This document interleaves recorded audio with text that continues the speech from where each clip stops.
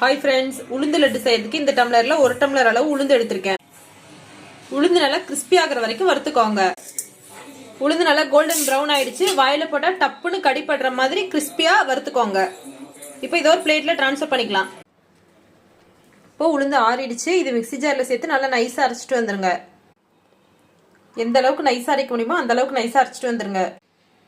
எந்த டம்ளர்ல உளுந்து எடுத்தீங்களோ அதே டம்ளர்ல வறுத்த வேர்க்கடலை 1/2 டம்ளர் எடுத்துக்கோங்க. இதை பல்ஸ்ல விட்டு எடுத்துட்டு வந்துருங்க. இது கூட 2-3 ஏலக்காய் சேர்த்து பல்ஸ்ல விட்டு எடுத்துட்டு வாங்க. உளுந்து கூட அரைச்ச வேர்க்கடலை சேர்த்துக்கோங்க. எந்த டம்ளர்ல உளுந்து எடுத்தீங்களோ அதே டம்ளர்ல 1 டம்ளர் அளவுக்கு நாட்டு சக்கரை சேர்த்துக்கோங்க. இது கூட கொஞ்சம் கொஞ்சமா நெய் சேர்த்து நல்லா மிக்ஸ் பண்ணிக்கோங்க.